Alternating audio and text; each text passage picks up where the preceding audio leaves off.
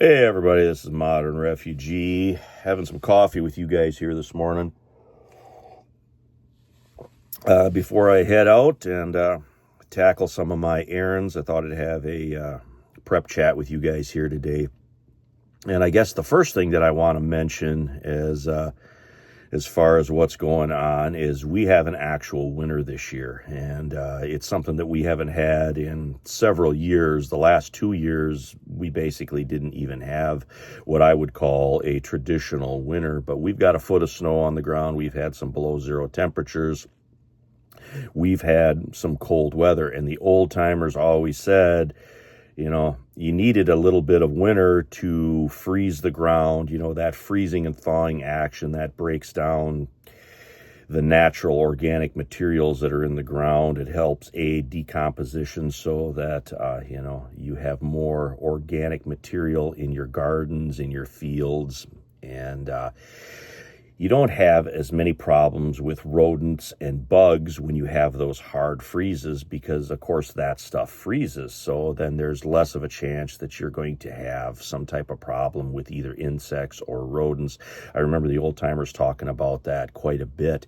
And then the other thing is nitrogen. Snow puts a certain amount of nitrogen back into the soil. And the old timers would always talk about if you don't have that snow, or if you have winters with no snow, then you don't have that natural nitrogen being put into the soil. And they said that wasn't good for the earth. That if you didn't get any snow. Well, we actually got some snow this year. I know a lot of people don't like winter, but there are some benefits, and the old timers talked about that too. So I wanted to kind of mention that here in my prep chat with you guys here this morning. And it was a pretty crazy week here in Michigan. We had a transformer fire at the power plant in Bay City. Actually, it's Essexville is where it is.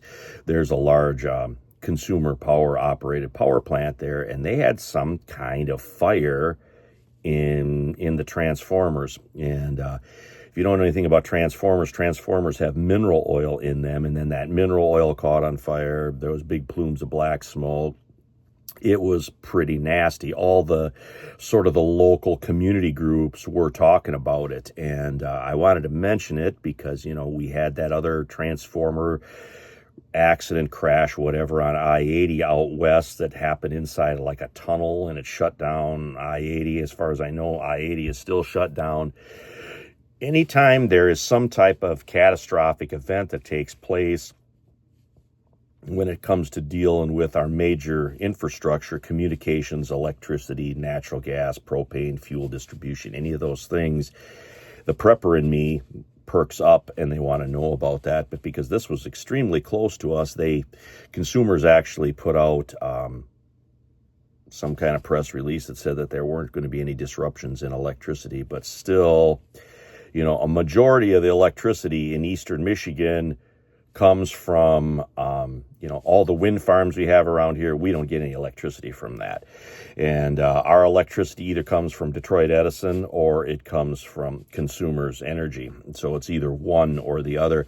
And Consumers Energy, that plant was a coal plant, and now it's natural gas, or they started switching over or whatever. But there's always stuff going on that we don't know about. So that's something I wanted to bring up to your guys' attention because, I have subscribers all over the world, but, my little area here is just Michigan. So I wanted to mention that. Another thing, we had an insane amount of military activity here a couple days ago. They normally run training around here. I've even posted videos of the helicopters flying over the woods and stuff. And they're usually Chinooks. Sometimes they're gunships. We have a lot of A-10s that fly out of Selfridge. But we had a constant afternoon of Chinook helicopters flying around, doing touch and go stuff at, different areas and stuff around here, which I thought was highly unusual. And I noticed that the one helicopter in particular was gray, and usually they're either black or green. And I thought that was odd too, because I've never seen a gray Chinook. So I thought that was kind of out of the ordinary for what I've seen. But there was just a lot of activity around there. And then, you know, of course, I've been talking to different people, what's going on in my area and stuff like I normally do. And I was talking to the gals that work at the local pharmacy, and they said that wholesale prices of certain medications are going up, and some of them are going up pretty significantly. 30-40% in some of the medications, and they said they are struggling to keep the pharmacy stock so they can fill prescriptions for people.